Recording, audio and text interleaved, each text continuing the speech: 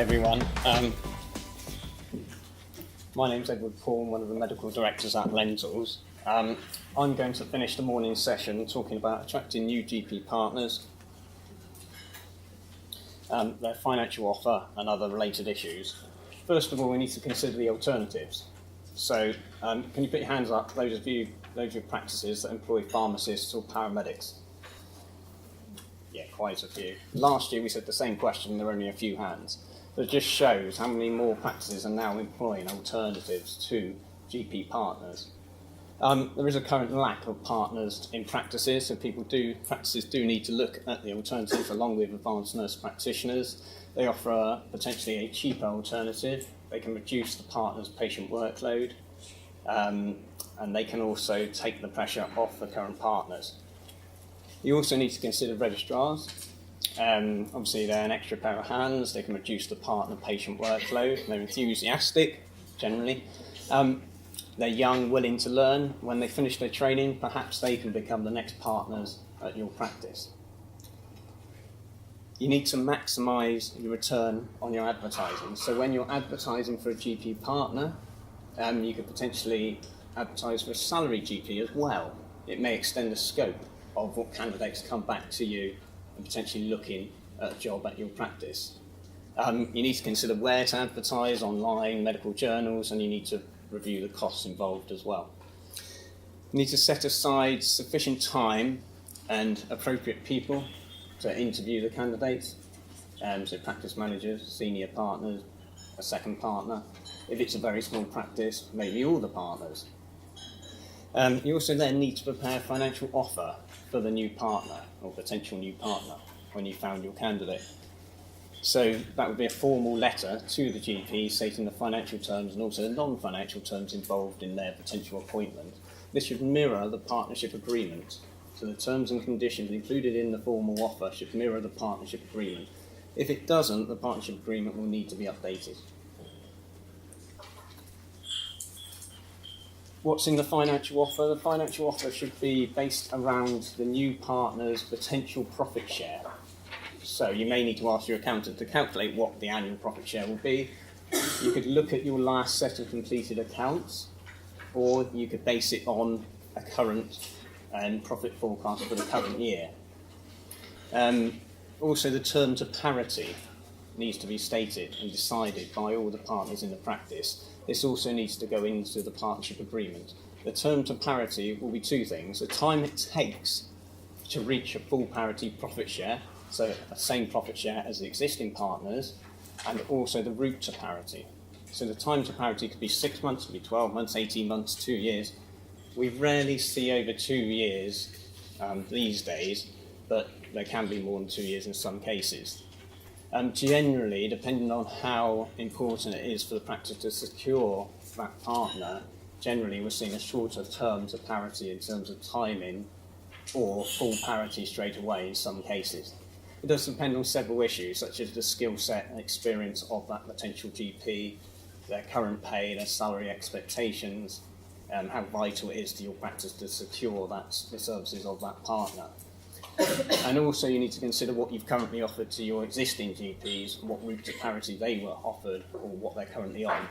So you need to be consistent in some cases. Again, the route to parity could be 80% of a full profit share, 90%. It just needs to be agreed by all parties and then included in the formal letter and also in the partnership agreement. Who pays the tax is extremely important. Either the practice pays the tax or the partners pay the tax individually. So if the practice pays the tax bills, the partner's drawings will be net of tax savings. So the drawings will be considerably lower than if they pay the tax bills personally. Their drawings will be higher, then they can make the necessary savings and pay the tax personally every 6 months. But it needs to be clearly stated again, so everyone's aware of who's paying the tax bills and when they fall due.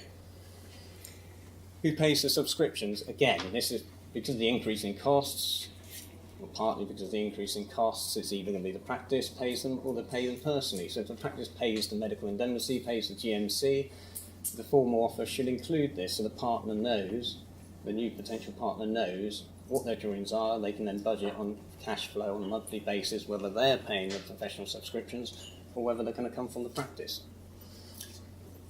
The anticipated drawings level, again, this should be calculated, and this could be calculated by your accountant. It should illustrate what the potential partner is likely to earn or draw each month, and it should be calculated at the different levels of parity. So drawings are 80% for, say, the first 6 months, and 90% for the second 6 months, and then full parity.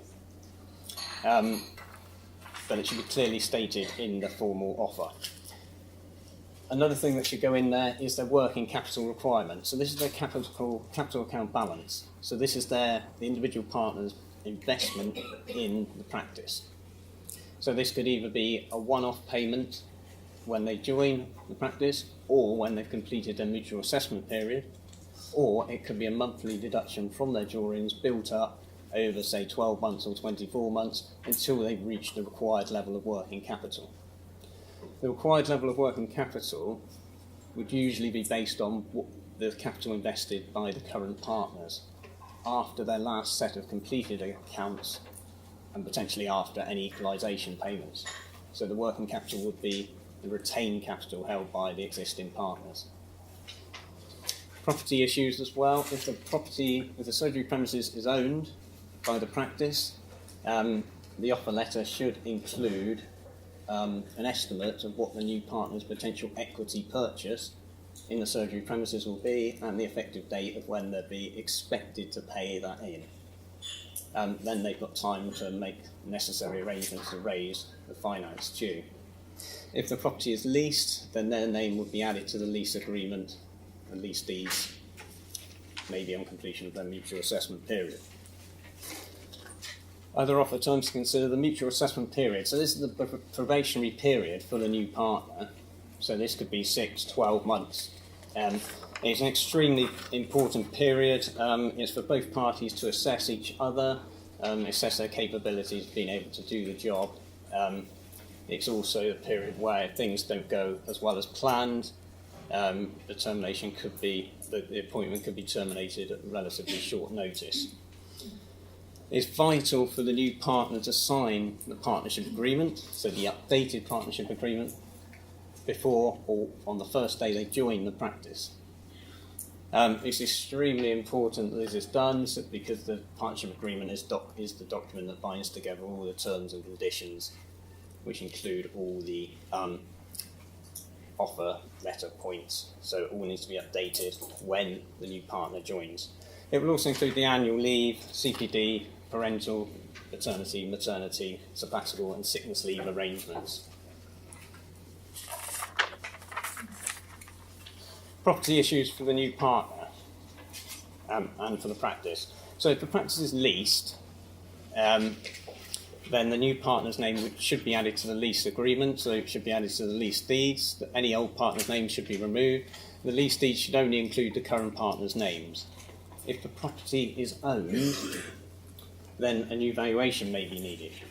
If a new valuation is needed, an independent firm will value the property, and that agreed valuation would be used to calculate the new partner's equity purchase in the surgery premises. The equity purchase being the new partner's share of the property valuation less a deduction for their share of the debt attached to that property, so the practice mortgage. That would be their share of the equity. Their name would then be added to the title deeds and the mortgage as well. When you have partner changes, you consider refinancing within the partnership. It could be an ideal time to consider refinancing. Potentially this could mean taking out a larger practice loan. If the practice loan is held in the partnership and the property is held in the partnership, you could potentially take out a larger loan. This would reduce the property equity held in the partnership, which could release equity, could release property payout for existing partners, and it could reduce the equity buy-in for a potential new partner, potentially making your practice a more attractive option than other practices where the GP may have had offers, but where they need to pay in a higher amount of property capital. Again, with any refinancing issues, you need to watch the redemption penalties on any loans, and obviously every practice has just specific loans and circumstances, and you need to contact your accountant before you start going down this route. Date to buy in, so that should be in the formal offer letter, so their effective date of purchase of their property capital should be clearly stated. And also they would have extra, well, you would hope they'd have extra property revenue from buying into the surgery premises. So this is the new partner's share of the property rent less their share of the mortgage interest. And that should increase their monthly drawings. Again, if the practice pays the tax, their monthly drawings should reduce by the tax savings that the partnership needs to deduct to pay their 6 monthly tax bills. The other issue is if the mortgage loans are in the practice and the capital and repayment loans, then the new partner's share of the capital repayment as well as the interest needs to be taken into account, which may further reduce their drawings because they're building up their equity by paying their share of the loan capital as well. And so the drawings need to be restricted for their share of the extra property capital. New partner checklist. So, as you're aware, with any partner changes, there's a considerable number of things to do and update. We put together just a few of the main points related to financial issues. There are obviously a number of other financial and non-financial issues as well. The partnership agreement will need to be updated and signed by the new partner on the first day. So update for named addresses, remove old partners, update for profit shares, property shares, working capital shares, routes to parity, and any other changes. A new pension estimates form needs to be completed. So whenever any partner changes, salary GP changes as well, you need to update the pension estimates forms, ask the senior partner to sign it, and then send it on to Primary Care Support England. This needs to be done at least a month in advance of the start date for the new partner, so that their monthly pension contributions are deducted from the practice when they join.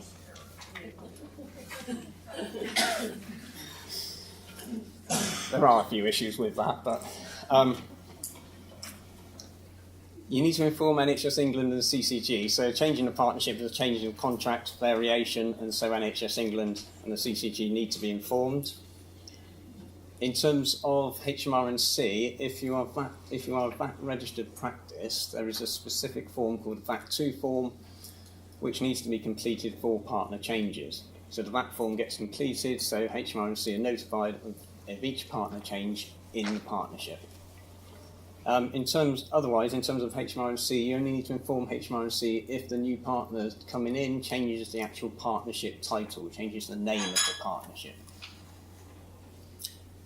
You also need to update the bank, so advise the bank of the change and any partnership title, if that's applicable, and arrange for the new signatories for the new partner.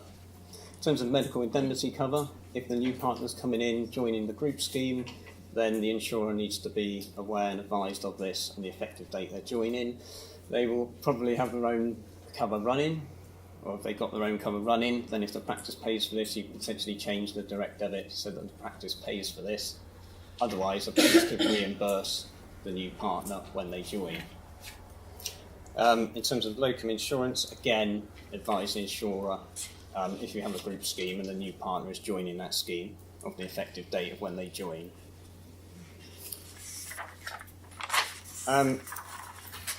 Finally, we just include the benchmarking slide, which shows our average earnings for a whole-time equivalent GP, so a whole-time equivalent GP being 8 sessions, based on our benchmarking statistics for all of our practices.